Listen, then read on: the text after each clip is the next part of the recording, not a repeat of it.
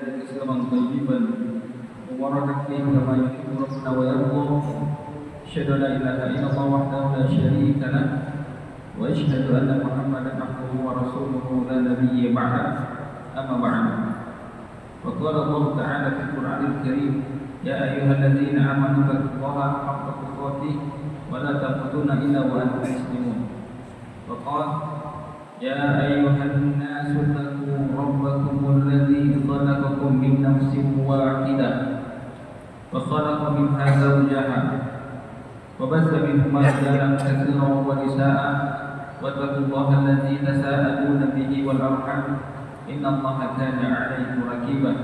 وقال: يا أيها الذين آمنوا اتقوا الله وقولوا قولا سديدا يصلح لكم أعمالكم ويغفر لكم ذنوبكم ومن يطع الله ورسوله فقد فاز فوزا عظيما. Jamaah rahimani wa rahimakumullah. Insyaallah kita akan lanjutkan pembahasan kita masih seputar fikih hutang piutang. Kita masih membahas masalah hutang piutang.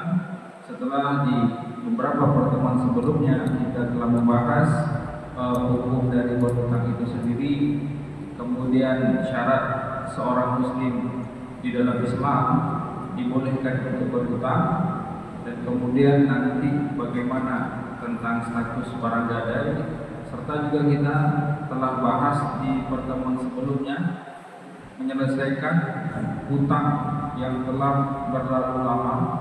Mungkin pernah hutang 30 tahun yang lalu, atau ada orang yang pinjam uang 30 tahun yang lalu kemudian ingin diselesaikan di tahun 2025. Bagaimana nanti regulasi atau aturan atau ketetapan fatwa para ulama untuk menyelesaikan masalah yang seperti ini juga kita sudah rincikan di pertemuan-pertemuan sebelumnya. Dari pertemuan sebelumnya juga kita sempat membahas yang namanya hutang. Di dalam buku para ulama itu dijelaskan ada yang namanya hutang kepada manusia. Inilah yang kita bahas di beberapa pertemuan sebelumnya. Ada yang namanya hutang kepada manusia. Yang kedua ada yang namanya hutang kepada Allah. Ada yang namanya seseorang itu berhutang kepada Allah. Contoh orang yang berhutang kepada Allah itu keterangan para ulama, yaitu mungkin ada orang kaya dan pernah bayar zakat. Nah, maka dia berhutang kepada Allah per tahun. Jadi hartanya ya 2,5% kalau zakat mal ya dari total hartanya selama ini. Atau mungkin ada kaum muslimin, dia sudah rapi, dia sudah tertib membayar zakat rutin per tahun. Cuma dari banyak kasus yang saya tangani, beberapa kaum muslimin yang rutin bayar zakat itu ternyata dia bertotalitas menghitung hartanya ketika bayar zakat. Terkhusus ini para pedagang. Kebanyakan para pedagang itu kalau menghitung zakat itu biasanya dari keuntungan bersih saja yang sudah menjadi tabungan, sudah surplus ya dari cashnya saja. Padahal keterangan para ulama di seluruh mazhab, kalau pedagang itu yang dihitung sebagai objek zakatnya bukan uang cash saja, tapi stok barang dagangan itu juga dizakati. Ini hampir keterangan ulama seluruh mazhab. Keterangan di mazhab Syafi'i pun saya baca sama. Jadi untuk para pedagang ada namanya nanti di dalam Islam itu zakat urudit tijarah, zakat objek-objek dagang. Stok barang-barang dagang itu di dalam Islam juga dizakati. Ini keterangan para ulama seluruhnya. Jadi ada banyak nanti kaum muslimin dia sudah bayar zakat iya, tapi tidak seharusnya seperti itu. Mungkin dia bayar zakat tanpa menghitung stok yang ada di toko, mungkin dia kena zakat 5 juta per tahun dia bayar, aman sih. Sekiranya dia hitung stoknya, dikonversikan kepada rupiah tatkala deadline bayar zakat, ternyata harusnya dia bayar zakat itu 15 juta, tapi per tahun dia bayar cuma 5 juta. berarti per tahun dia minus 10 juta dari pembayaran zakat. Nah, ini disebut hutang kepada Allah. Harusnya bayar zakat 15 juta dengan teknis perhitungan sesuai syariat dan keterangan para ulama mazhab, seluruh mazhab. Cuma dia hitung-hitung sendiri, dia bayar 5 juta. Nah, di sini disebut hutang kepada Allah. Baik dia tidak pernah bayar zakat sama sekali, atau ini orang yang rutin bayar zakat, tapi dia ada item-item yang tidak dia masukkan, yang belum dia masukkan, sehingga dia membayarkan zakat itu tidak semestinya. Semestinya tidak segitu, masih minus, dia bayar zakatnya masih minus. Kita akan kupas hukum zakat barang-barang perniagaan. Pertama, dalilnya dari Al-Quran. Itu bisa dicek di surah Al-Baqarah 267. Bisa cek aja di Google 267. Nanti ada tafsir-tafsir web. Nah, itu lihat bagaimana penjelasan para ulama.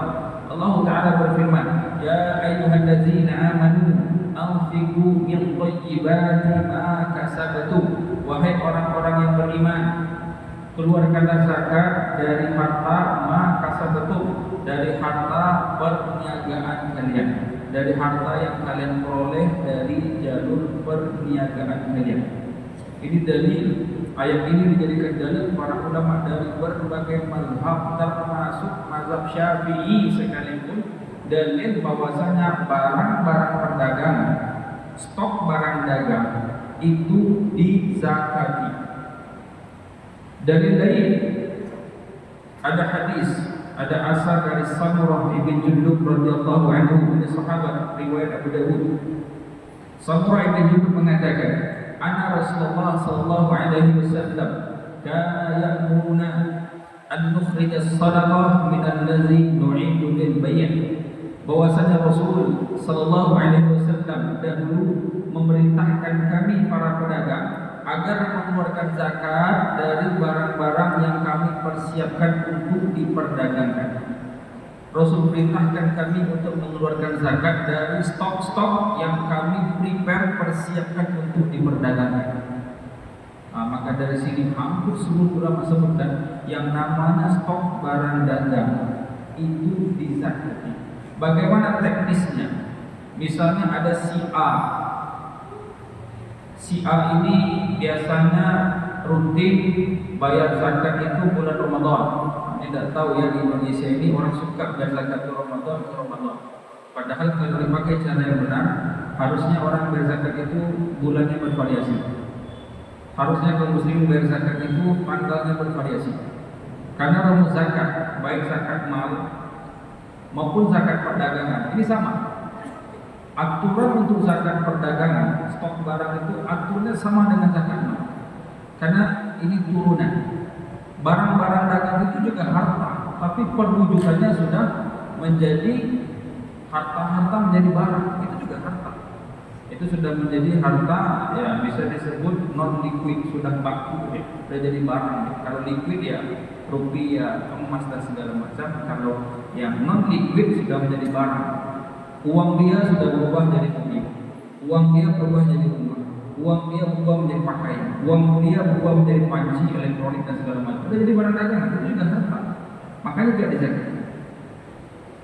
Nah, teknis perhitungannya misalnya ada si A, dia rutin bayar zakat itu Ramadan. Setiap 15 Ramadan dia berdagang. Karena kita bahas fokus zakat perdagangan. Misalnya dia dagangannya mungkin elektronik saja contohnya. Nah, ketika datang tanggal 15 Ramadan, ini kan deadline. Dia memang rutin bayar zakat per tahun. Dari tahun lalu, 2 tahun yang lalu. Nah, maka teknisnya di dalam Islam ini cara yang diajarkan para ulama seluruh mazhab. Di mazhab Syafi'i sekalipun ditekankan ya, di mazhab Syafi'i pun sama. Kadang orang banyak bermazhab Syafi'i saja, tapi tidak dipakai mazhab Imam Syafi'i, tidak diterapkan mazhab Imam Syafi'i. Nah, inilah masalahnya. Bisa cek di buku-buku mazhab Syafi'i. Nah, 15 Ramadan ternyata hasil dia sudah punya tabungan katakanlah 150 juta. Dia sudah punya tabungan 150 juta uang cash saja. Itu belum uang digaji. Artinya ketika deadline itu berapa tabungan dia rekening dia, berapa uang di laci. Ternyata di laci ada pula uang 5 juta. Tambahkan 15 Ramadan berarti tabungan 150 juta, uang di laci 5 juta. Ternyata punya pula emas. Punya pula emas 20 gram. Punya pula emas 20 gram batangan. Ya sudah, cek, tanya ke toko emas. 15 Ramadan tanya ke toko emas. Ini sekarang harga jual berapa? Harga buyback kalau kata orang. Harga jual berapa? Oh, segram harga jualnya sekarang katakanlah 2 juta dan mudah. 2 juta kali 20 berarti 40 juta. Berarti dicatat tuh. Uang di tabungan 150 juta. Uang di laci 50 juta. Kalau ada di dompet 500 ribu masukkan. Itu harta. Di dompet 500 ribu. Berarti berapa tadi? Oh, 150 tambah 50 tambah 500 ribu. 200 juta 500 ribu. Emas tadi 20 gram batangan atau bentuknya perhiasan dikonversikan kepada rupiah per hari itu. 15 Ramadan ini berapa harga jualnya? Oh, dapat angka 231 gram kali 20 40 juta. Ditambahkan 150 tambah uang di lacinya ada 5 juta, di dompet ada 500 ribu, emasnya ada 40 juta. Berarti ada 190 juta, 195 juta 500 ribu. Sekarang fokus kepada stok barang dagang. Dia di toko elektronik. Dilihat mesin cuci ada berapa unit di toko, di gudang ada berapa unit, kulkas ada berapa unit di toko, di gudang ada berapa unit. Apalagi kalau ada pula AC, hitung semuanya. Ada pula blendernya, ada pula magic roomnya, dihitung seluruhnya. Ini keterangan sahabat Maimun ibn Imran. Dia mengatakan, kata Maimun ibn Imran, "Idza halat 'alaika zakat, fanzur ma indaka min naqdin aw arqin bayyin."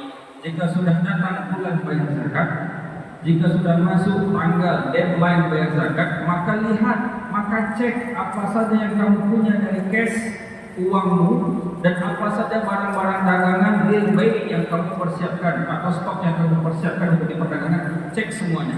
Nah, kemudian kalau untuk uang aman, kita pakai rupiah, seluruhnya konversikan kepada rupiah, emas untuk rupiah. Rupiah sudah menjadi rupiah. Tapi untuk barang bagaimana teknisnya? Apa kata sahabat ini? Fakturimhu qimatan naqdi. Untuk barang itu ditaksir harganya ke dalam rupiah. Karena kita bayar zakat pakai rupiah.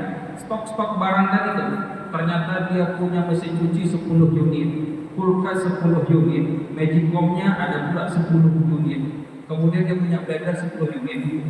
Ini semua ini ditaksir ke dalam rupiah per harga modal di 15 Ramadan.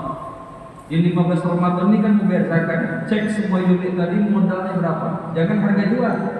Harga jual itu modal plus margin. Margin tidak disakati. Kita fokus ke modal saja. Itu 10 unit ternyata isi kadainya sampai pula 100 juta. Berarti dia bayar zakat Pak 150 juta tabungan. 5 juta uang di laci. 500 ribu uang di dompet. Kalau ada di Wabanta itu semuanya. Ini di dompet 500 ribu. Emas 20 gram, 24 karat. Konversikan ke rupiah 15 Ramadan tadi 40 juta.